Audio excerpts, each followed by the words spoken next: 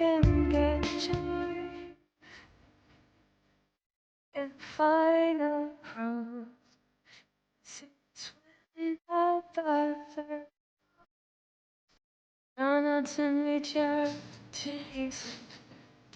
You said I wouldn't hurt, 'cause you're a leader. Didn't wanna feel. I cried for you, architect.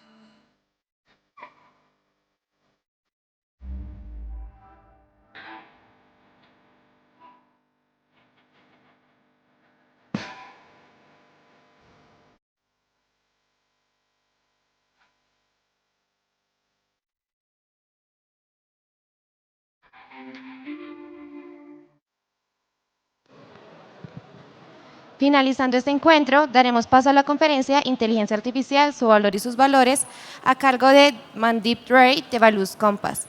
De antemano es informarles que esta conferencia se llevará a cabo en inglés. Cualquier novedad, los traductores estarán pendientes. Por favor, recibámosla con un fuerte aplauso.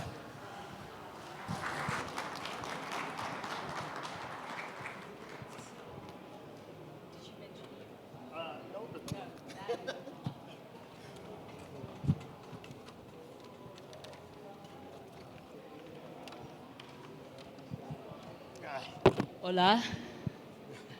Are you ready for this to be in English? Yes? If at any point you want it to be translated because you don't have a translator or you need something explained, please tell us, because we have Alejandro, fluent Spanish speaker. And more importantly, we'd really love this to be interactive. So at any point, if you've got anything to share, question, whatever, then feel free to be part of that, okay? This is for you, and if you're not part of it, it doesn't make sense, okay?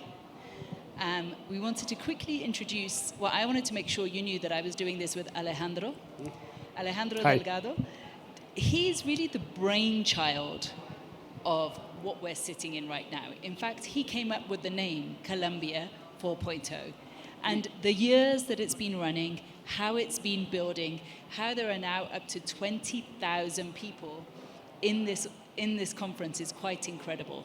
The fact that there are different streams, whether it be animation, gaming, AI, it's just like amazing at how the youth of the country have been captured and how Colombia is leading the way internationally. Alejandro, take it away. Thank you so much. Hi, everyone. My name is Alejandro Delgado. I work for Agata right now, which is the digital data analytics agency of Bogota. And we're here by serendipity, which is very interesting because we met on LinkedIn a while ago. And 2 months ago, she wrote a post on LinkedIn. I'm in Bogota. Can we meet? And we met. And that was very interesting because I thought that the meeting would last like an hour, 30 minutes, and it lasted a long more, almost 4 hours. Why? Because when you find someone with a strong conversation, with a very good analytics and very good interest on values and purpose, you met someone very interesting, which is one of the things we're going to talk today. Yeah, we wanted to introduce you to the Values Compass.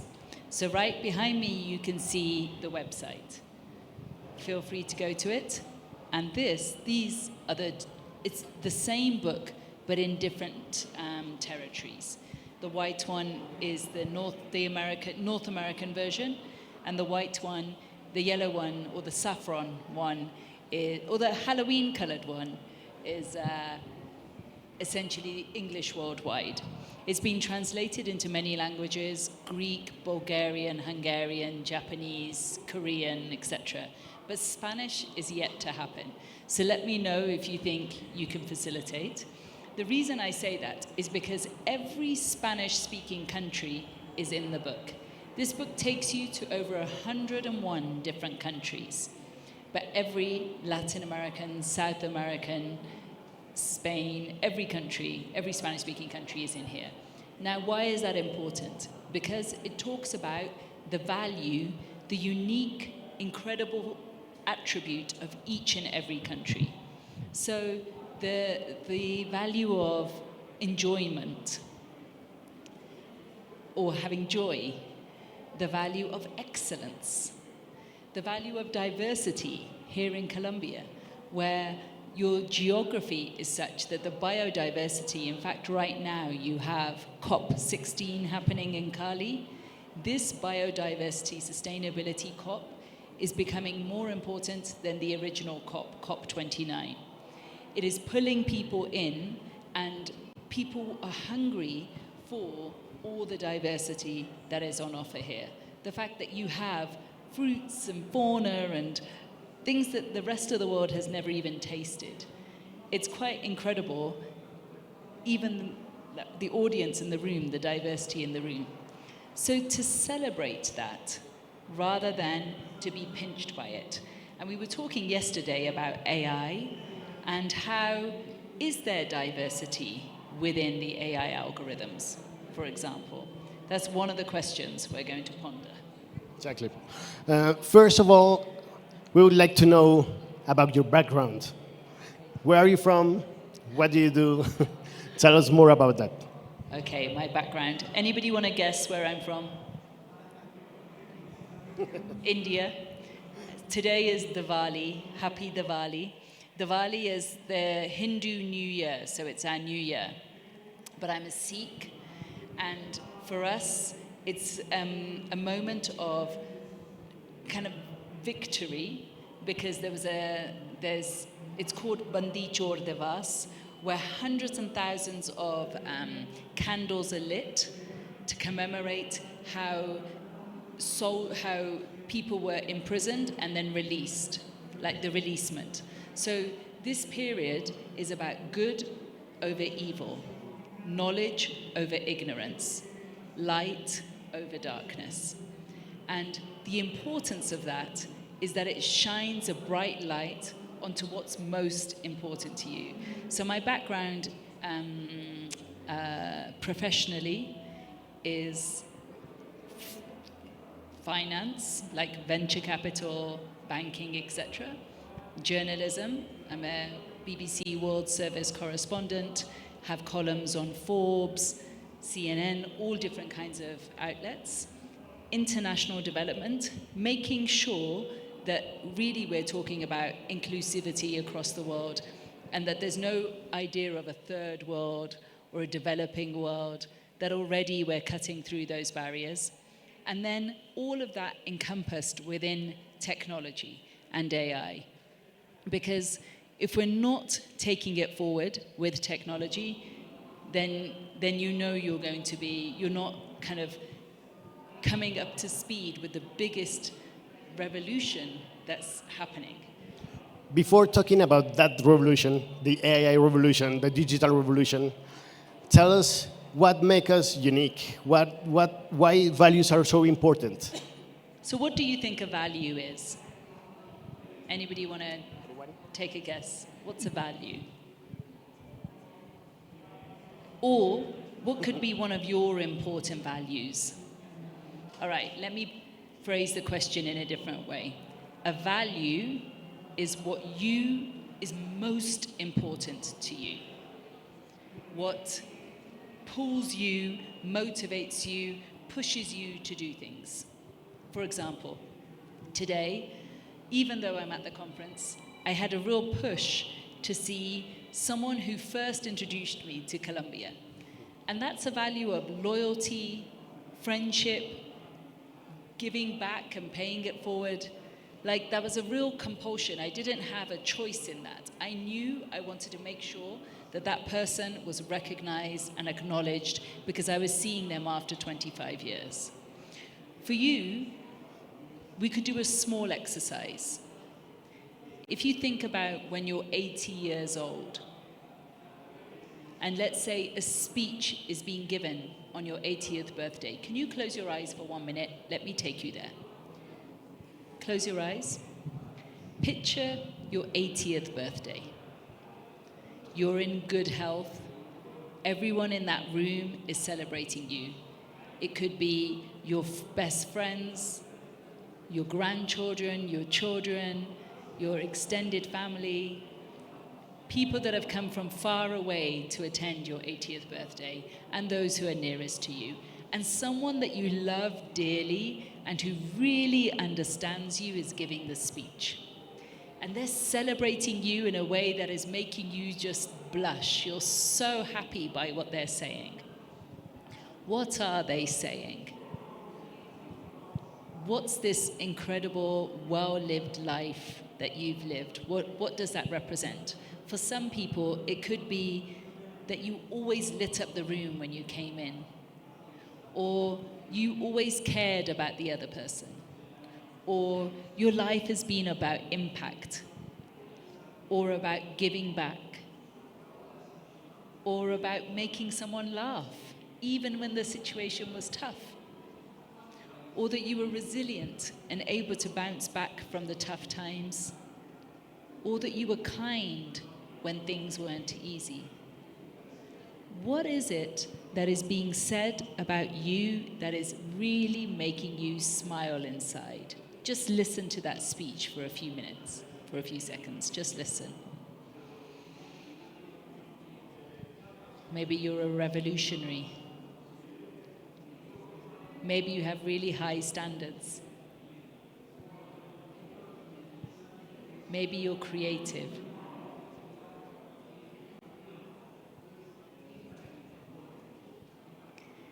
I hope it's making you smile to hear the speech that you're hearing. And already you are getting closer to your values, to what's important to you. So when you open your eyes, I'm going to give you an invitation. Every morning, as well as thinking, what am I grateful for? Because that overcomes any fear or is an antidote to fear. As well as thinking, how do I want today to go, to visualize the best day you can have. Always spend a minute and think about your last hour of your life and what it is that you wanted your life to have represented. Then every day has that kind of a purpose or a meaning. Like the value that you really want to live by comes across in your everyday, and you don't get caught up as much in the push and pull of everyday life. So a value is essentially what you most value, and the values compass helps you figure out, of all the values in the world, it helps you figure out your top 5 values. The values that are going to take you forward and that are going to transform your life and are going to take you to where you really want to be. And that's why it's a compass. It also helps you make decisions. It reduces the noise that we have. And I know there's a lot of noise. For example, we get noise and opinions and social media and other distractions all the time. And to quieten that down, to get really clear about what's important to you, even if you do the exercise at the beginning now, it means that all the little and big decisions you're making are much easier to make. His Holiness, the Dalai Lama, said that this book leads to greater success, fulfillment, and happiness. Why? Because once you become clear about your values, everything else falls into place. It's like the software that's operating your brain, and you get to understand that software better. Thank you. Do you think that introspection will someday arrive to machines? Introspection. That's a really great idea. That's a really great question. Hands up if you think you know which country is very introspective. Let's take a guess. Which country do you think might really be introspective? I'll give you a clue. They had a really tough history. There was a moment in their history when everyone hated this country. It's in Europe. Germany. Well done. So Germany, if you go to Germany, you will see that even on the streets, they have plaques of remembrance. Everywhere they're trying to remember, let the past not be repeated. let us always be aware of our actions, and they're very introspective. So your question was, can we, not humans, but machines, have that kind of a value? What do you guys think? Hands up if you think ultimately AI will get that value. Okay. Two. Hands up if you, three. Hands up if you think that does not exist in the digital world. Yeah. So currently, and we've done a lot of research, okay, we think it doesn't exist now, but it might in the future because so much already exists. I hear you. But currently, there is so much that doesn't exist in machinery, right? Like nuance, subtleties, understanding context, all of these things, and therefore introspection. I don't know if machinery can ever have conscience or a soul. And that's what makes us unique, right? That's what makes us the human race. So my answer for now would be no. Amazing. Good question, though. Thanks. Another question regarding the future of AI. We're talking here, we have been talking about AI 2 days. Very interesting talks about the future, about how AI will be in our lives, our daily lives from now on. What would be that relation between the human and the machine in a purpose world? Wow. Okay. So firstly, can I get a sense of the temperature in the room? If you have fears or concerns regarding AI, please put up your hand. All right. Thank you, most of the room. If you're really hopeful and you can just see the positive in AI, put up your hand. All right, no, okay, one person, two. So you get my point that the future of our future feels like it rests in quite dangerous hands because we don't know the creators very well. AI is now recreating itself. And originally, we wanted machines and computers and robots to do the work we didn't want to do, to wash our cars, to make sure the dishes and the laundry and all the mundane tasks were done. We never thought it would write our poetry or score our music or do all the creative fun things that you wanted to have time to do. It gave you the time, but it's also doing all of those things. For example, recently I was at a wedding and they asked me to deliver the wedding speech. And just as an experiment, I asked the people to give me a few key words about the couple. ChatGPT created a better speech than any of us could have done, just from some keywords. Is that the world we want to live in? It's the world we're living in. So your question was that given that, what is the role of humans and our purpose compared to machinery? Well, I think this is the moment where we have to create and use the machinery to facilitate our purpose. So when you were hearing that speech, is anyone brave enough to tell me what they learned, whether they were surprised by the speech they were hearing or the values that were important to them? Anyone want to share one value that came up? Yes.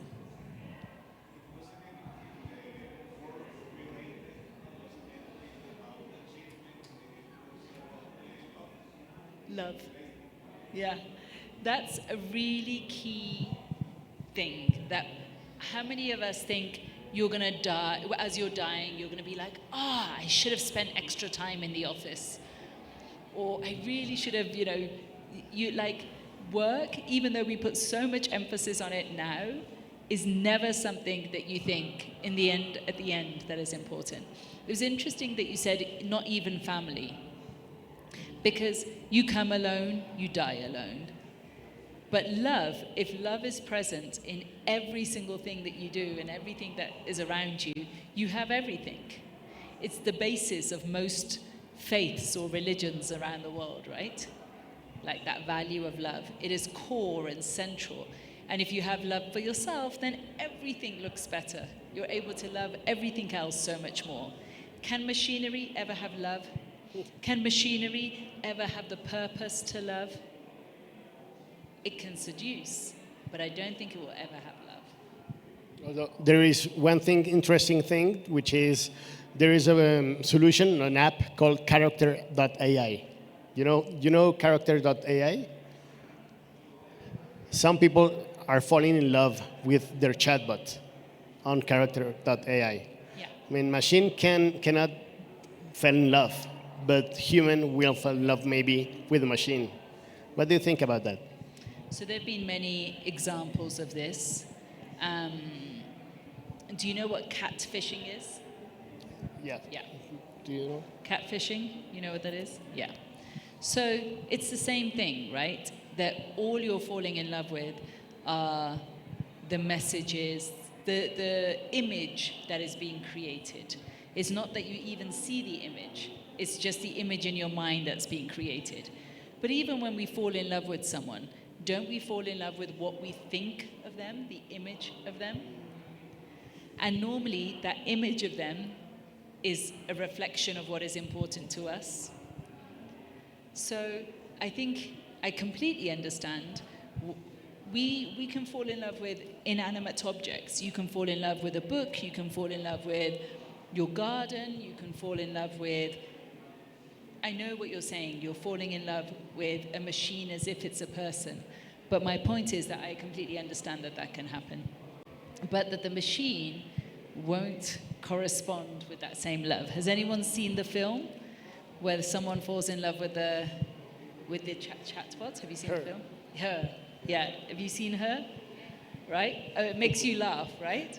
But it is possible, but it won't be reciprocated. And for love to last, it needs to be reciprocated. Yeah. We've been talking about big tech a lot, right? We have Microsoft, we have Google, we have every single big tech companies, and other new tech developers on AI, like Anthropic.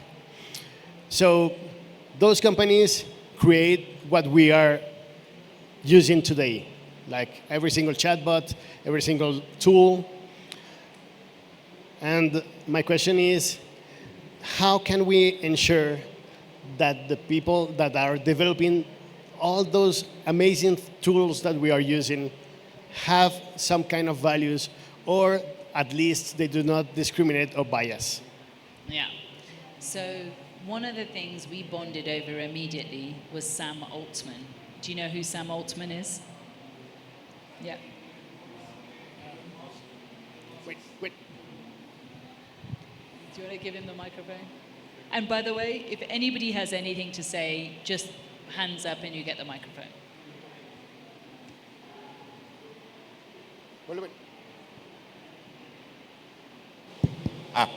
No, maybe a worst case is Elon Musk. It's the most powerful man, the man with more money in the world is trying to influence the US elections. And I think we can do anything with So there's this feeling that we can't do anything, right? I get that feeling. But when we were thinking about either Elon Musk or Sam Altman, we have many examples of how they live their life and their values. And in fact, when I was talking to Sam Altman, I said, have you thought about values within AI? Because we need it. You can't create a world without any of the good pillars that faith used to give us, like the 6 biggest religions of the world used to give us. And you're trying to create it void of any of the important kind of humanity that we need.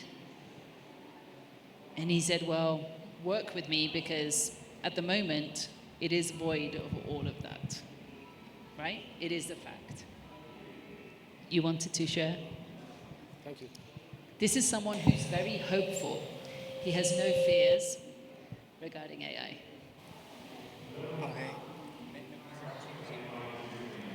Bueno, buenas tardes. Principalmente mi pregunta es, en el aspecto de los mods, él encontró sus valores, ¿cierto? Y ha logrado pues todo su recorrido.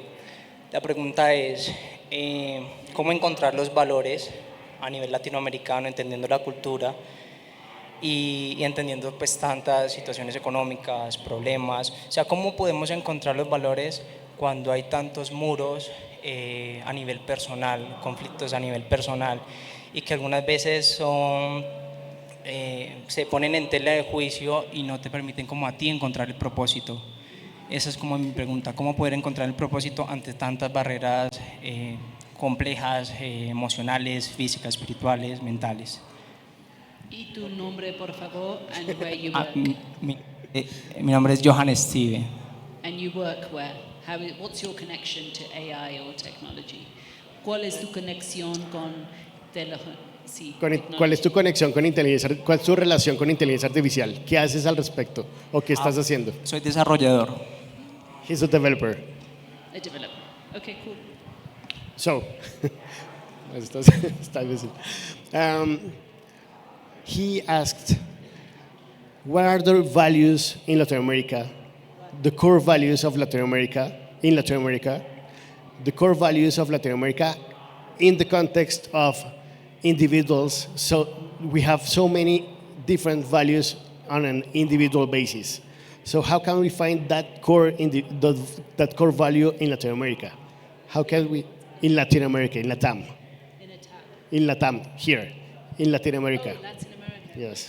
How do we find those core values here? How do you found it? How did I find you them? found it. Okay, great question. Okay. Great question. So this has taken over a decade to construct. All right, let me reverse for a moment. When I was at business school, it was between 2008 to 2010. And I was at London Business School, Harvard Business School, and MIT. And people didn't want to see a person with an MBA. At that time, Enron had just collapsed. People thought business was something ugly, disgusting. They didn't want to be associated with it. And we started to investigate and write papers about why do we trust our doctor? Why do you trust your doctor? Because you believe that your doctor is not just there to make profit, he's promised that he will bring like the values of medicine and health before his own profit. Why do we trust the law or a lawyer? You hope that a lawyer has sworn that it will stand by the letter of the law before its own benefit. With a business person, do you feel, and if you don't, then they're doing something wrong, that if you feel that they're just standing for their own benefit before doing anything decent, their service or product doing anything decent in the world? So we started to think, which are the companies that thrive? And actually, the companies that people want to work for, the companies people want to buy from, the companies that people trust, are the companies that are willing to say that they stand for something much greater than just profit. That they stand for purpose, they stand for positivity. For example, Unilever. You know Unilever? They make toothpaste and shampoo, and they decided that they stand for sustainability, that they weren't going to touch any product if they didn't think about the whole supply chain and how their products are going to be sustainable. They acquire businesses that show 7 generations of sustainability. Like sustainability was at the core of their product. Or Apple. Many of us use an Apple product. Apple doesn't think it's selling you an iPhone or an iPad or an iPod. It thinks it's selling you a whole new life, that it's teaching you how to think differently. Or Levi Strauss. They don't think they're selling you just a pair of jeans. They think they're selling you something that's durable, has innovation, but that even one pair of jeans will last you a lifetime. and we all have a pair of jeans in our closet. So those type of values and companies stand tall. And what we found, like when I started to do this work, firstly, the people I was doing the work with were then, we wrote these cases, and the person I was writing the case with became the dean of Harvard Business School, and the other person is now the dean of Harvard University. Why? Because we can see that these values are crucial to the work where we're doing. So then we started working with companies, country leaders, presidents. I've now worked in over 175 countries. So this book is not me. This book is hundreds and thousands of leaders around the world. Technology leaders, country leaders, business leaders, etc. So when I work in a country, I interview lots of different people. I'm sharing with you how I get to the value. Interview lots of different people, see what is making people tick, and see how is this society evolving into its very best self. Because we all want to be our best selves, but given our context, our culture, our climate, our society, our geography, given all these factors, what that best self looks like or can be is very different. So for example, in England or in Europe, if you fail, it doesn't have such an entrepreneurial spirit that it's easy to jump back up again. But in America, there's a great entrepreneurial spirit, so that even your failure, you're happy to talk about, because you think, well, that makes me a better entrepreneur tomorrow. I've learned from that failure, for example. So give me any country that you're curious about, and I can share with you what's their best kind of attribute or value. Yeah.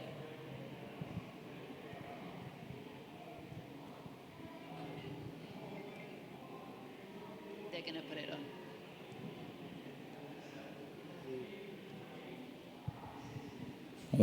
Okay.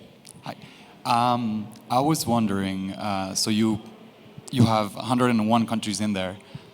I think we often think of the US and China as opposites in many ways, and in terms of values, certainly. And I also want to come back to your question, so maybe question one could be, how do you see them differ? Because I'm sure there are lots of things in common between Chinese people and Americans, or Latin Americans. We also share a lot of values with Americans, I would say. That's number one. And then you touched on the point of AI is not having values, but I would argue that ChatGPT certainly has values that are very different from the Chinese chatbot. The Chinese chatbot? Yes, okay. The Chinese version of it. Okay. All right. So I would just argue on one thing. The similarities between a North American and a Central or a South American, I see many more differences than similarities. In Colombia, and you might not feel this because you live here, but for an outsider, it doesn't feel that the relationships are very transactional, not compared to North America, where the relationships can feel very much a transaction. Here, the amount of kindness and care that your average person seems to have for one another is phenomenal. That sense of community, it brings peace to the heart, so that you don't even, if you don't have an insurance system, you have a community, right? Whereas there in North America, more and more people are being isolated and becoming isolated, and even that insurance system doesn't give you peace of mind or insurance or assurance. So it's really important if we think about countries that are very advanced in technology. For example, if you want to see what the future looks like and think about whether you want this future, if you go to South Korea, it's very dynamic, it's very digital, it's very futuristic, but the birth rate has dropped completely. In a room of 20 people, 3 people barely want children. They work exceptionally long hours, they live in smaller and smaller places. They have less and less community, they're more and more by themselves. Even when they're in a group, everyone's on a device. And is becoming so lonely and so isolating that suicide is going up. People's kind of sense of well-being is falling. People feel much more fragile and vulnerable. Is it a happier country? They would say no. They would say from 40 years ago to today, they're worried about their future for themselves. Parents are worried for their children, and the young people are worried about their future. So we have to think about what is technology giving us, and how can we change it so that it serves us. Sometimes it feels like you're building community, but actually are you becoming more isolated? And then your question was, you would argue that there are values in some technology compared to, let's say, Chinese technology, that there are different values. Totally fair that we create technology according to what we want.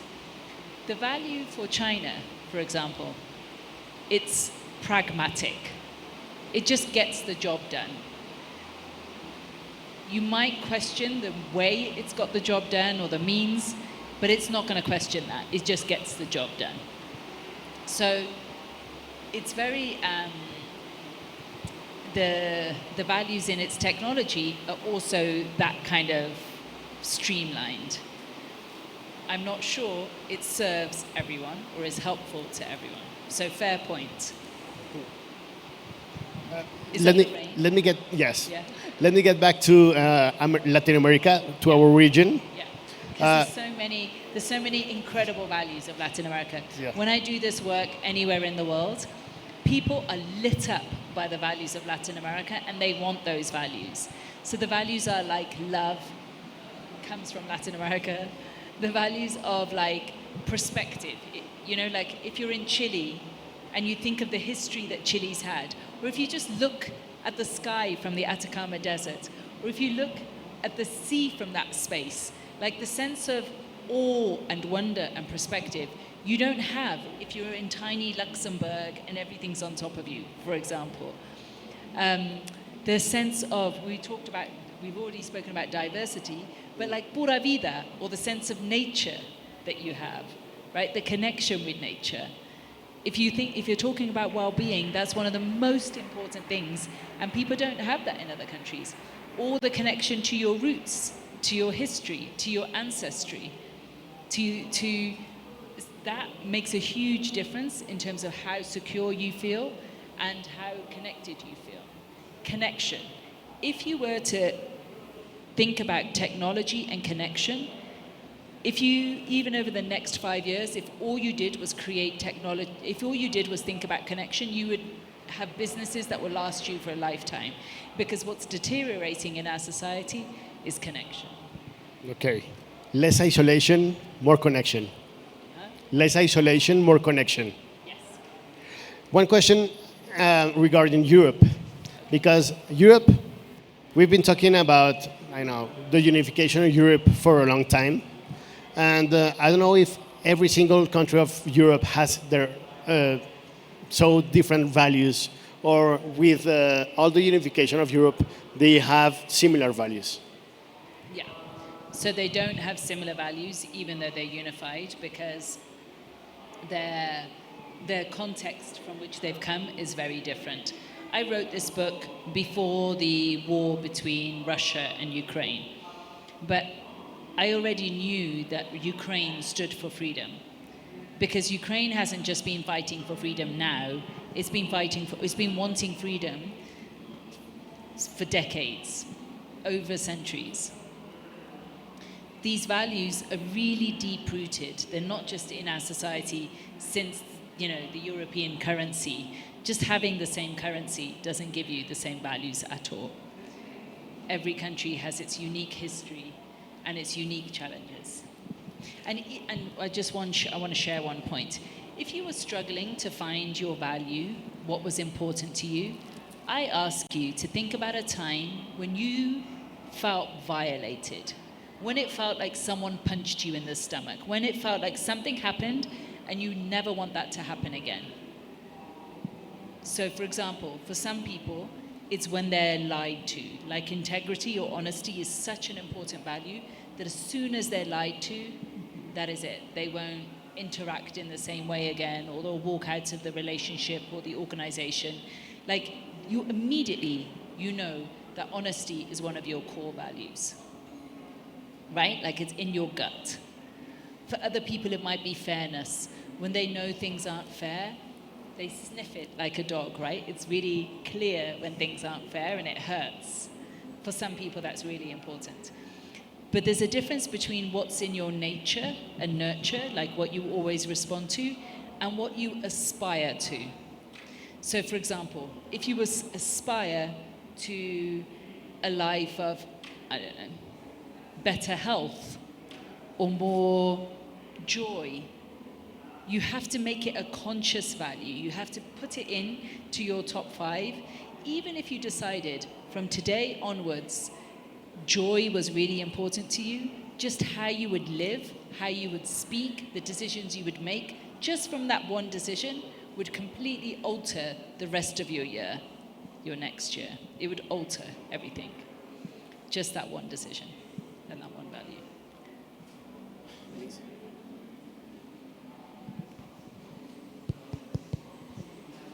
Aló, sí. Buenas tardes. Mi pregunta es muy puntual. La evolución, bueno, la evolución que se está viviendo ahora, que es de la inteligencia artificial, ¿opaca los valores de un país? The AI evolution cancels the value of a country or diminishes Cancels the value of country and, because of globalization? Yes. And because, diminishes it.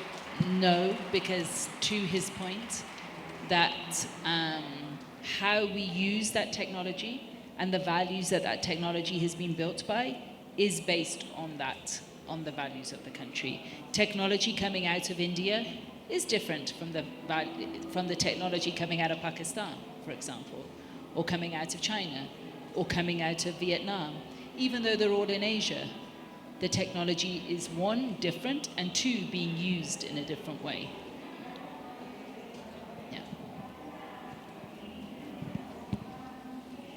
But yes, in one respect, as in when we're all using a particular technology, we think we have to use it in the same way, but ultimately we use it in slightly different ways. You know what I mean? Like, you might think everyone uses Google in the same way, but they don't. Like, all of our societies use it in a different way depending on our construct and what's important to us. Yeah. My question is, you said that history influences values. Do you think values can be trained? And if the answer is yes, how a mother, a teacher, a leader can train that values, and how much time it will be necessary for that? Is it like an habit for 21 days or a year? I don't know. Did you say train or change? Train. Train.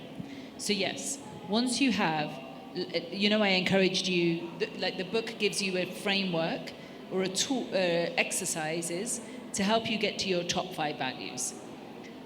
You very quickly, your top 5, and it encourages you to prioritize those values, to have a number 1 and a second and a third and a fourth and a fifth. Why? Because if everything is equally important, it's still hard to make decisions, like you're just on a seesaw and you know you're being swayed in different directions. But if there's a clear number 1 and then 2, 3, 4, 5, then it's much more of a pointed arrow. It is a navigational tool, and it's much easier to make those decisions.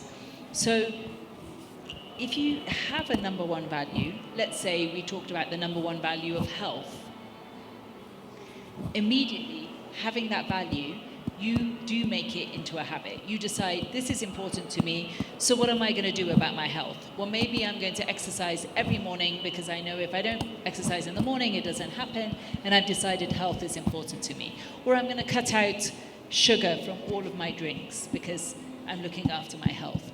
Or I'm going to decide to make my system more alkaline by eating more green, for example. Like, whatever it is that you decide equate with health, already you're building in those habits. And then very soon, you don't need health to be your number 1 value because it's already habitual. You don't have to think about it. So in that way, you're inching forward every time closer to the life that you actually want. You know, you're not just being triggered, but you're creating, intentionally creating every time, and you're building in those habits, and then you're able to go to the next one. Building in the habits, and then you're able to go to the next one. Thank you.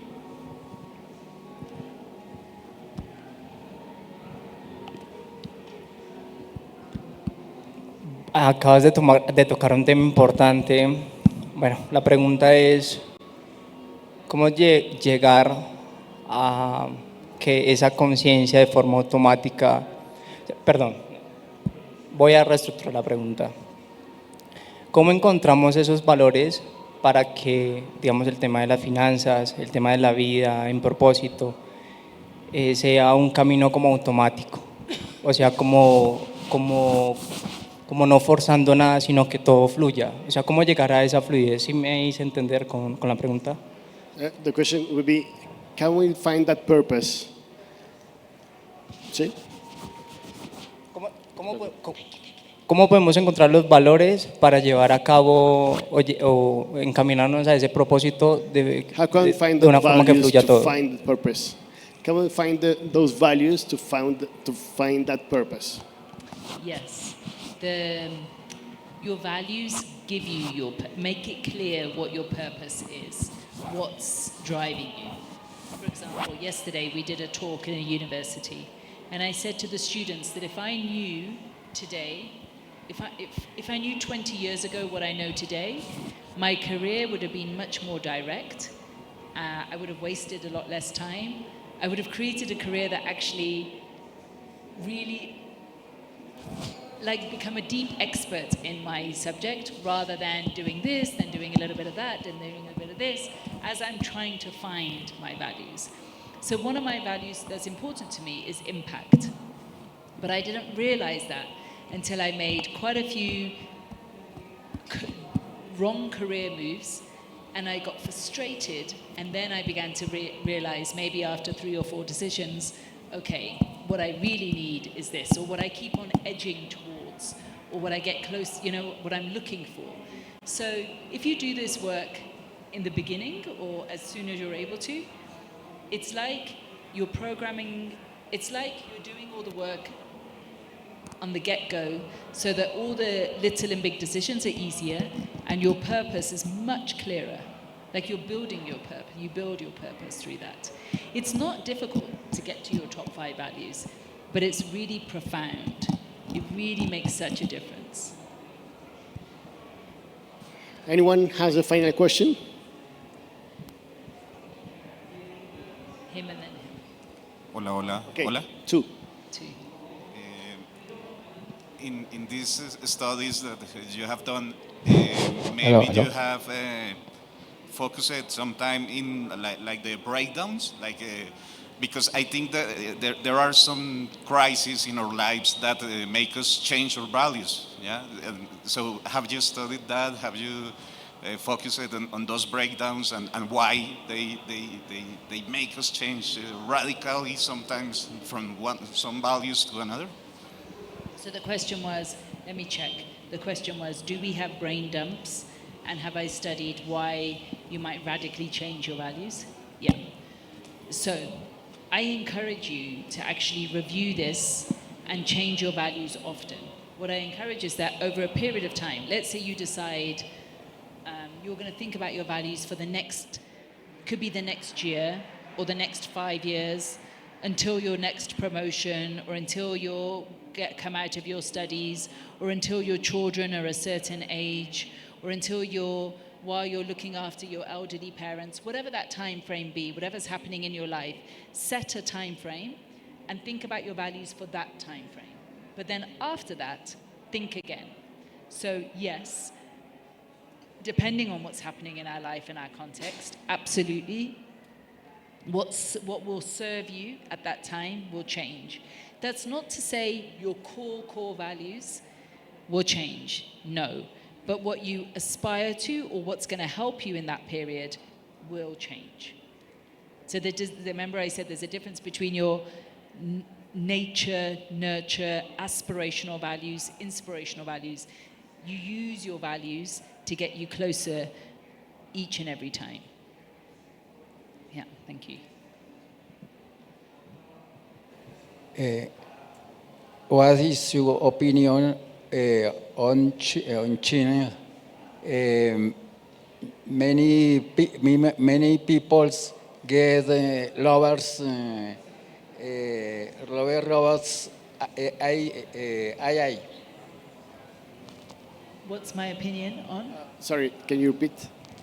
En español, ¿cuál es su, Sí, en español. en español, ¿cuál es su opinión sobre lo que en China consiguen cada vez, mucha gente consigue más novios a través de, novios o enamorados a través de robots de, de inteligencia novias artificial? robots? O Robots, novias- robots, AI.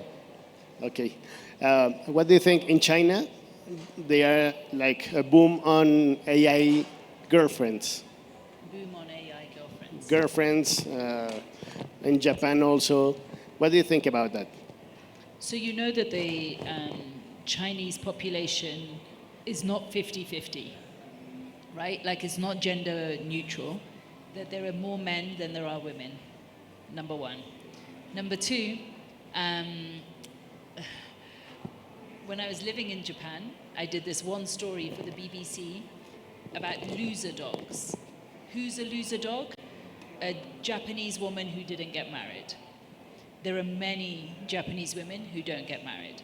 And the society describes them worse than a loser as a loser dog, right? Like it's so dismissive of these women who don't get married. And the men, of course not all men, but there is, yes, a trend of men creating their fantasy. And you see it in everything. You see it in their anime, you know, in their books, in their comics, in their films, whatever. This fantasy is very, very clear and has been prevalent in their culture. And it's now, yes, coming through AI. So I feel like it's always been in the culture. And AI has just allowed it to have a even more bigger expression. What's worrying to me is that as we're creating these fake or fictitious characters and they're entering into our lives, like, for example, deep fakes or AI-created images, that people are losing a sense of what is normal and what is okay. It's normal to have flaws or marks on your skin. But when I'm in Japan, actually, there is an obsession with having the best skin. And plastic surgery or cosmetic surgery is very normal. If you're in the metro, very often you'll see people with stickers or with, you know, like, whatever, like, you know what I mean? Pulling up things. Like, it's very normal for men and women to have just gone that morning, like you go to the dentist, or like you might, you know, go and have something else. Like, it's a routine thing, it's normal. Like, I think it's just creating something that's hard to sustain. I don't know where it's going to go from here. Can I ask? Thank you. Thank you. Okay. I'm really glad you're here, and I'm really glad that AI is not... When I first came to this conference, I was like, wow, everyone's so young. Everyone looks like they're 18. Everyone's wearing jeans. But it's really nice. This room has been really refreshing, that there's so much diversity in every respect here. Would you mind? I want to ask, are there any more questions? Otherwise, I wanted to take one selfie with all of you, if you don't mind. Any other questions? Have you found it interesting? Yeah, generally? Okay, good. It's been a bit different to all the other talks you've had, right? Good. And hopefully it's giving you perspective of the whole world. I just wanted to say, we have one last question. We have, I have worked in every country in Africa, and Africa has so many distinct, different values that it's amazing to explore. You expect it in Asia because we know more about Asia, we know more about Europe, but you wouldn't believe what's happening in Africa. Okay. Hi everyone. I have a question. after traveling around different parts of the world, what do you think are the most common values in the countries that seem happy? What's the most common value in countries that are That happy? seems happy. Common values in countries that seem happy. Okay. So basically you're asking, what's the key to happiness? Yeah. So, some interesting values that take you closer to happiness, and I think it's why I'm so happy that there's such a diverse audience, it's curiosity. Like if you stay, instead of judging yourself or judging others from one way of thinking, if you stay curious and just be like, what is this new technology? Or why am I feeling like this? Or what's happening? You know, like instead of being rigid and judging it, that you're just curious about it. One, you're always learning. Two, you take away the would, should, could judgments. And three, there's this sense of enlivenment in your life. And it's such an easy thing to adopt. We think happiness comes from having things, but happiness actually comes from generosity. So much happiness comes from generosity and sharing. And it's something I see a lot in Colombia.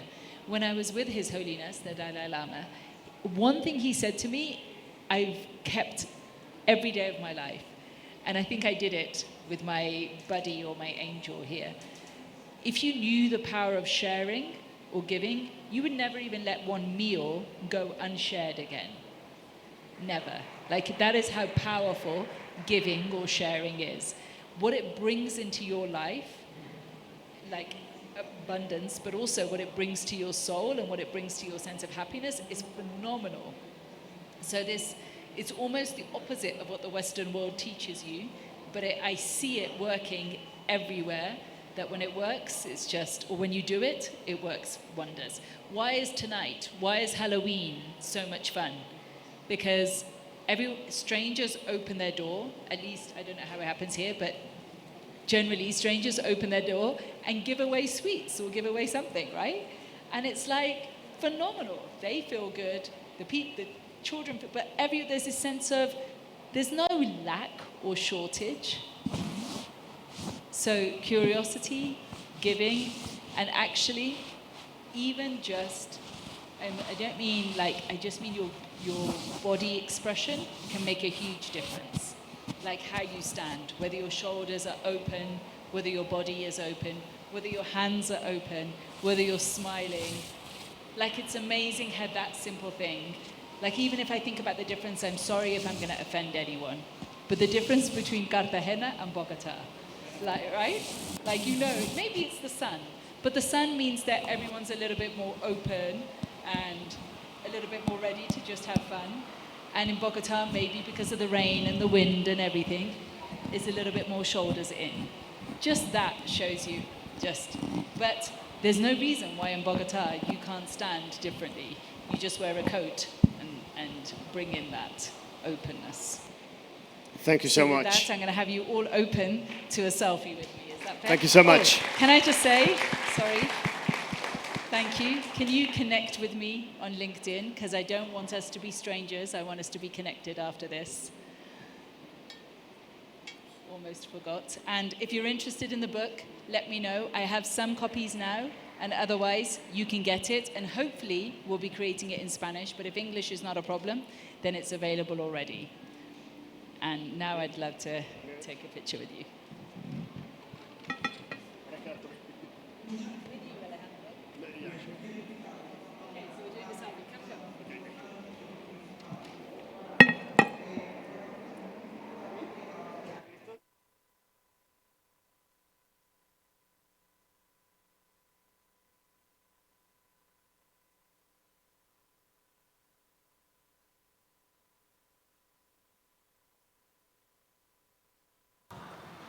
Después de nuestra última conferencia en este auditorio,